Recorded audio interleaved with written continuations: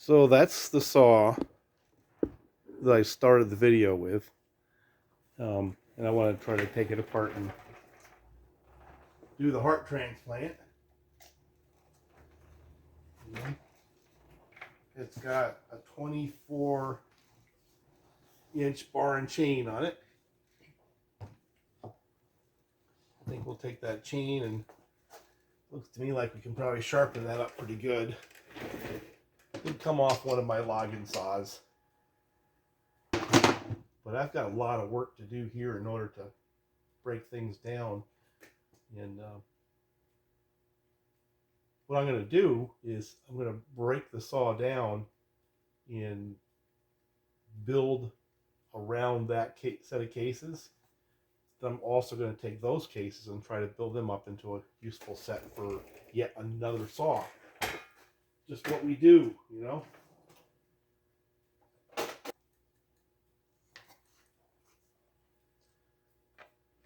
Not sure how much commentary I'm going to make on this video. I really don't have a whole lot to say. I don't know if you guys are living in areas affected by the smoke from the Canadian forest fires, but there's some stuff going on, you know. I try to stay out of it in the channel, and I will continue to do so. But there's a lot of people out there that do things to... I don't even want to get into it. It's just a damn shame.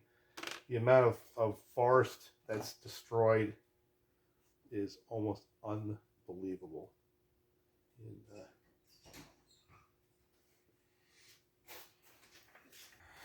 these bars right here, I've run them now for a little bit. These are the Husqvarna X-Torq bars, along with the C85 in this case chain. This is a 058 instead of the typical 50 that I use. They wear good. They really do. And this one's been no exception. I've had this one right here, this bar. My God, way back when I was doing the that G288 from China, the clone saw, you saw that bar in that particular series of videos. I think I better come up with a box, start putting this stuff.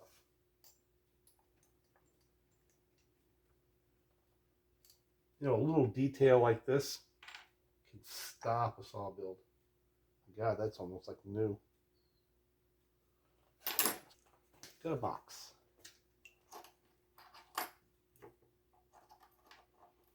Don't want to lose any of this stuff. I have a propensity of doing that. That side cover plate's pretty good.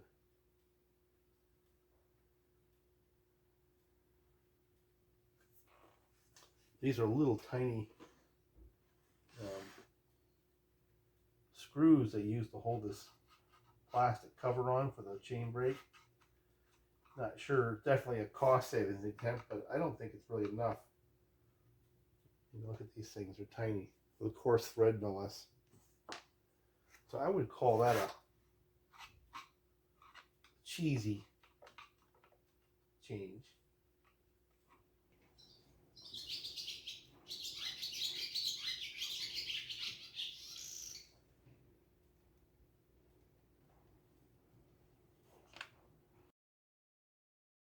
I believe that's the same bucking spike as you would see on a 372. I don't know if you can see the pitting and corrosion on the inside of that cover. Now, I've usually seen that kind of a problem with a saw that spent its life at a dairy or a farm, and I believe this one did. And that's why there's a lot of corrosion in here. Just eating it around right in here, just taking it away. But it's not hurt anything, not yet. But something to look out for. I had one of the MS660s I sent out to a guy in was testing. Came back with the cases like that, and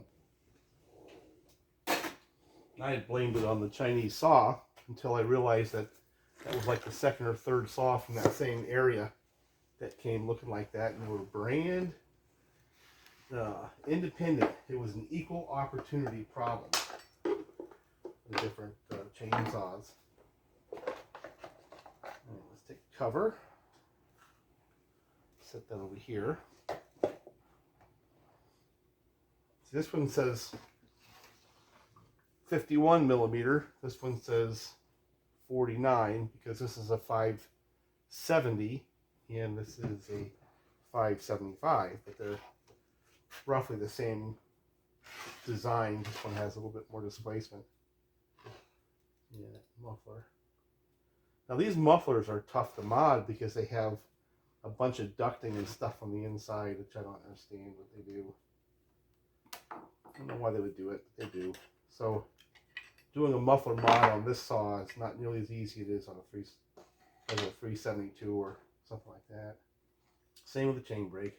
Big pain in the neck.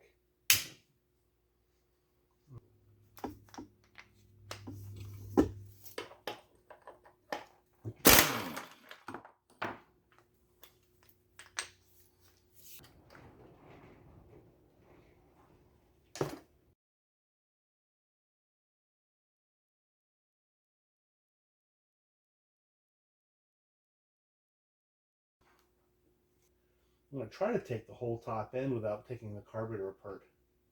That would be a goal. Not sure that I can do it, but I'm going to try. Of course, that assumes the top end is in decent enough condition to make that happen, right? Been a while since I've worked on these. Been quite a while, actually.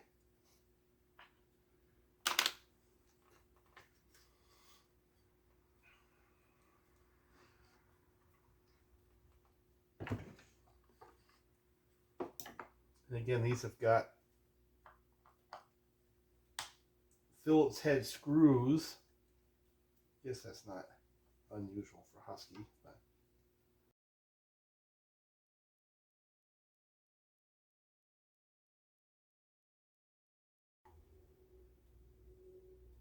pretty dirty.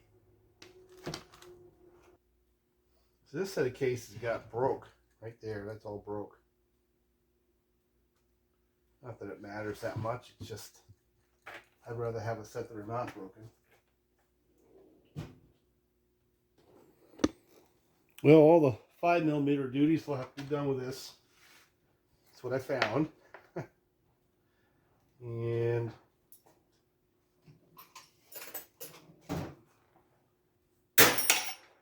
put the rest of my wrenches away. Let's take this off. Could be worse, I suppose. It works.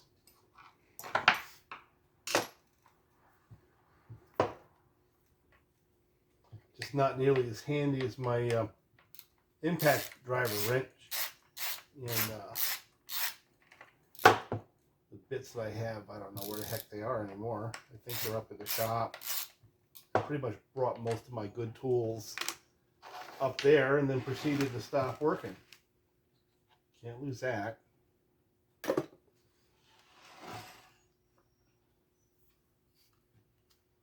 I have an odd twist of fate, I think.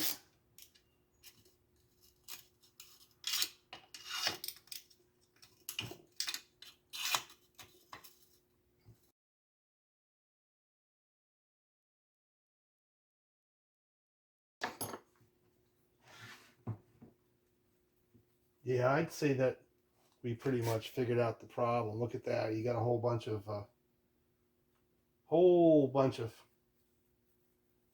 epoxy right there on the case. So I'm going to guess that this one probably had the screws rattle apart and started leaking, and the solution to whoever was working on the saw at the time was to try to fill it up with epoxy versus pull the flywheel and actually tighten up the screws. So let's see how bad the piston is. It doesn't look bad at all. I might have a saw out of this one.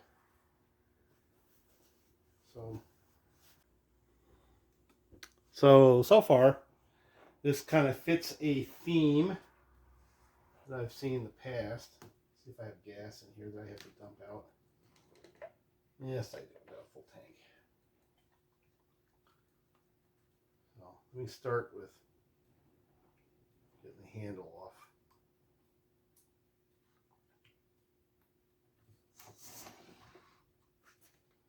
I have this goofy like cam thing here for the throttle. No, it makes it pretty easy, I guess. That's free of that.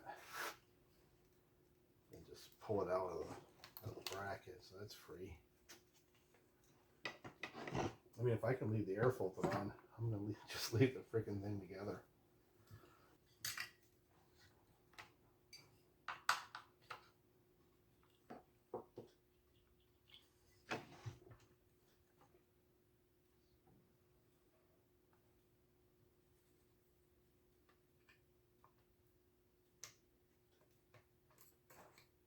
But fuel line's good, I'll tell you that. There's one wire pushes on right there.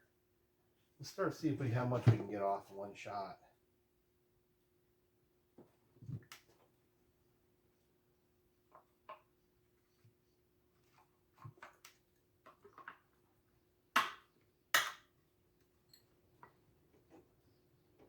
Maybe not. I thought there was another line. And use this one, so a little bit longer. Let's get a little closer look at that top end. Oh boy, here we go.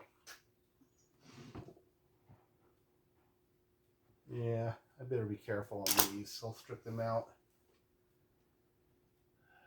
Try to get down in there and get as much of the dirt out of the top of those little screws as you can. We start reefing on them, that's for sure. They strip. You want to have full engagement when you pop these puppies.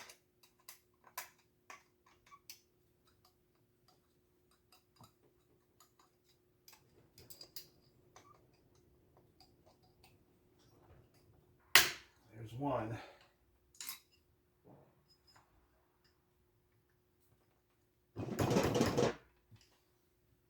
There's two.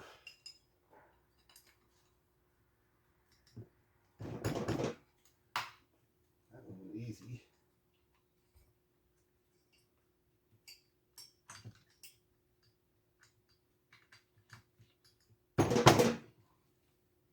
There we go.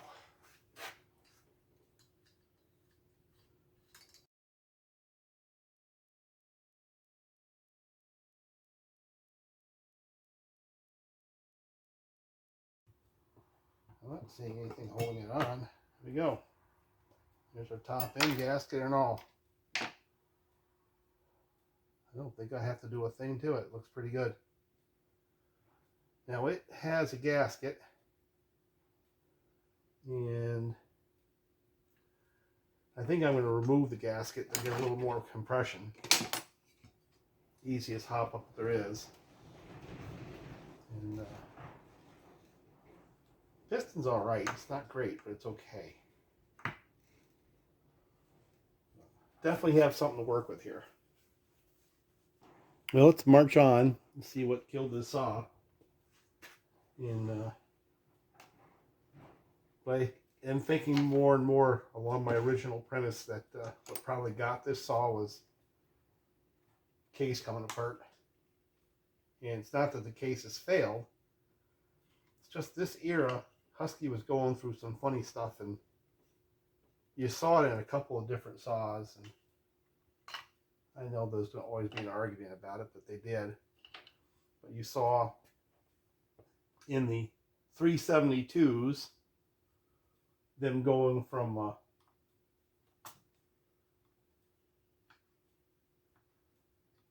steel to nylon cage bearings. Now these all had nylon cage bearings. These saws here. It was all that same era, you know. And I had seen 2 or 3 now XPWs where the cases had rattled apart, where I didn't ever see them in the standard 372. And I think what was happening, and I have yet to see anything change my mind on it either, is that the 372, 365 series were a fairly well designed and balanced saw. And when they started doing things like putting larger pistons in them, that design limit was hit. And the vibration was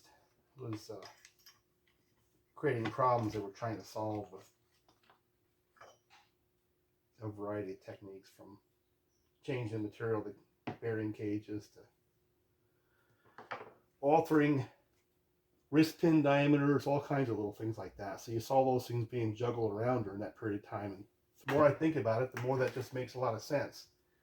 These were built in the same era, and they too had issues, I think, that were probably vibration related, and they had their cases rattle apart, very much like the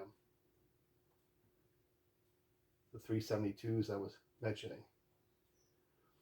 And also, right, I don't know, and also around 2011 when they first came out with a 562, they were juggling things. They had 5-screw cases trying to keep the weight down, and some of those had the cases rattle apart, you know, and start weeping oil up into the top of the case around where the muffler is and start stinking and stuff like that.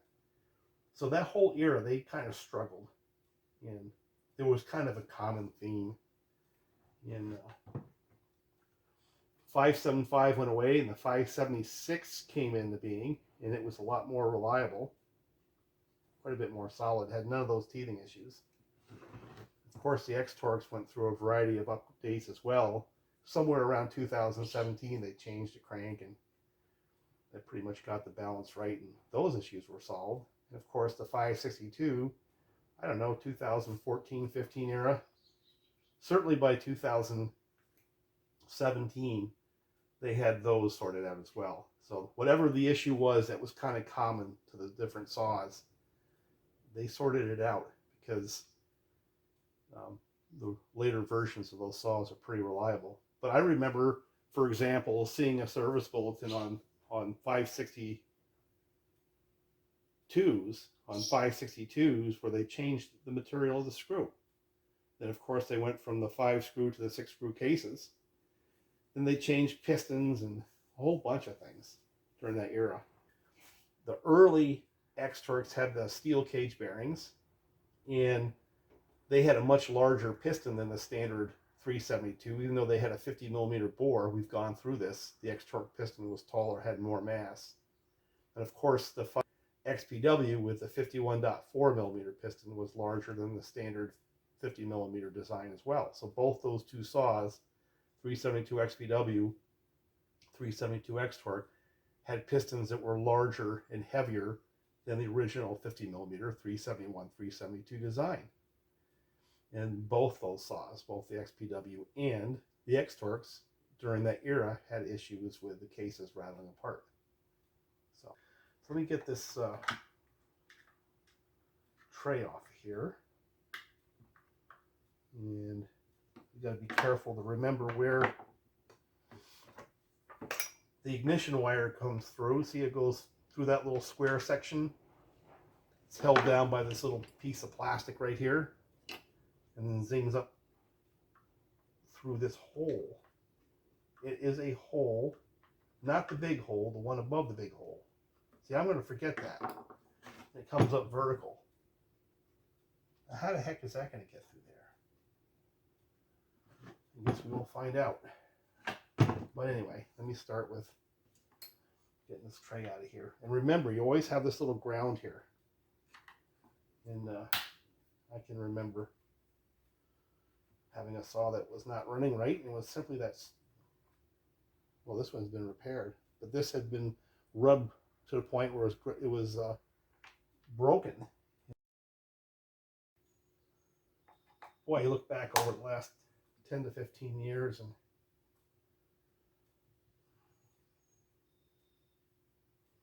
you know, it's funny, I see a lot of the saw channels reinventing the wheel, and there was a party that says, you know something, we've already done that. But then there's also a part of me that says, boy, it's cool that they're having fun and they're learning.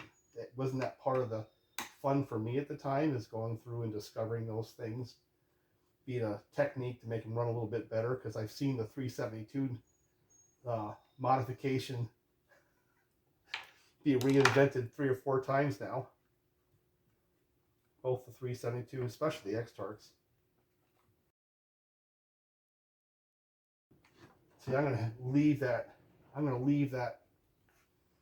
wire through the tray, and I'm going to disconnect it on this side.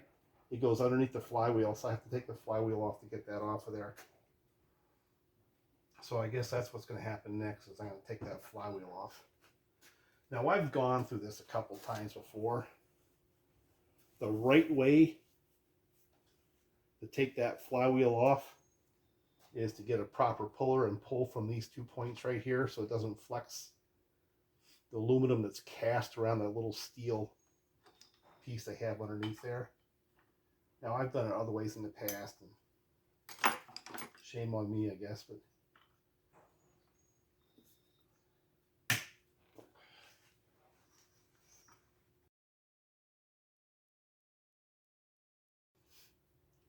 there is a washer. Do not lose it.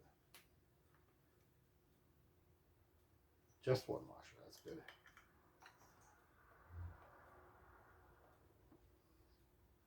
Another thing I've seen fairly frequently is not understanding the importance of torquing the flywheel nut, and what the proper numbers are. For the 8x1s like this, 26 foot-pounds. For the 10x1s you see on Steels and some of the older Huskies, I don't know, 32 foot-pounds, that range, 33. But you don't do it, they do come off. Spin that flywheel, especially on the clone saws. A lot of the OEM saws, it doesn't matter, because once that flywheel goes up the taper and squeezes on the taper, and that's really not doing much. And the keyway or cast-in keyway like this is going to have, they're just for positioning it for timing more than anything else. But the taper and the bite that the flywheel has on the taper is what holds it from spinning.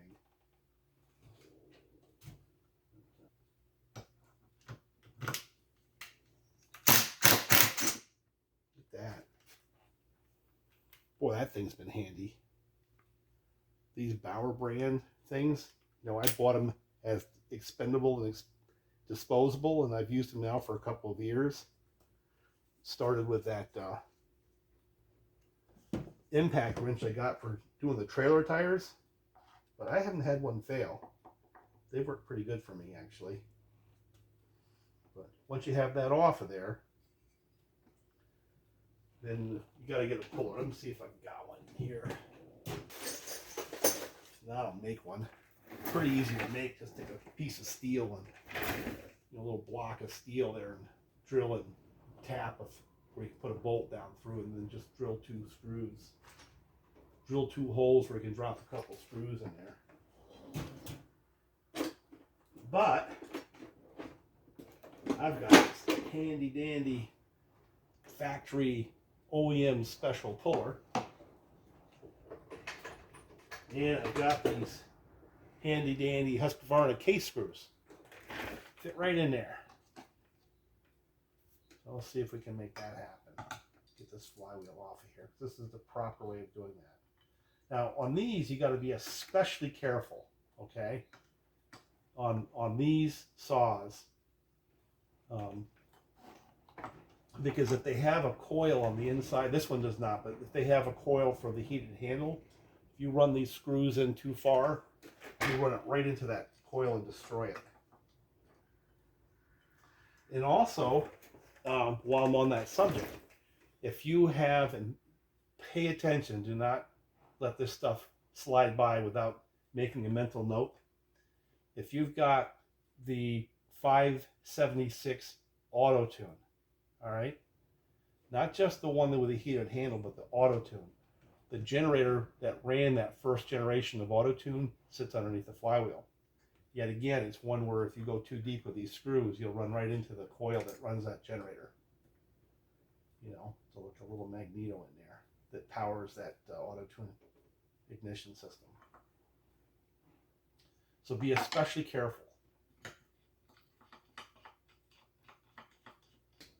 Just give it a little bit of tension, not too much because you don't want to pull those screws right out because you can. But basically what you're doing is you're going to put enough tension on those screws that you're going to get ever so slight flex on that flywheel, and when you tap it, done right, it'll release and the saw will drop right out there. So what I'm going to do is just put a little bit of tension on that. So you don't really have to go crazy on this. I'm going to make it fairly firm. And lift the saw a little bit. You got to lift it. It comes right off. No strain or pain. And I really haven't put a lot of tension on it. That's not like really bearing down on it. It's just giving it a little bit. And then the second thing you do after you do this is take your puller and put everything away. Put it away. You know, don't leave the little screws out there on the table because they will get lost. Guaranteed. They will get lost.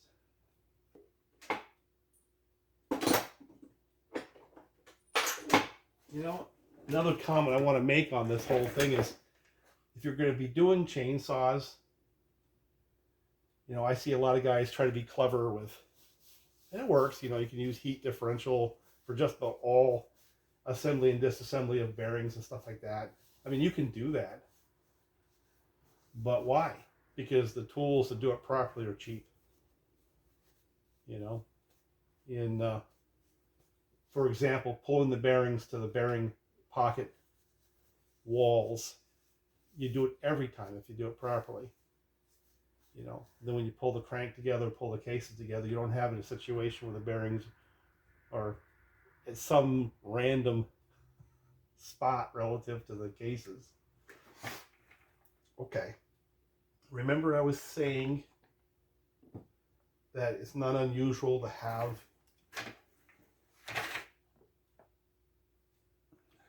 I think it's worth taking the phone off. The screws rattle out. I said that a whole bunch of times. I made a big issue about it. And that was probably what was going on with this saw. Well, let's take a look in here and see whether or not this supports the theory. How about that one right there? That's completely out.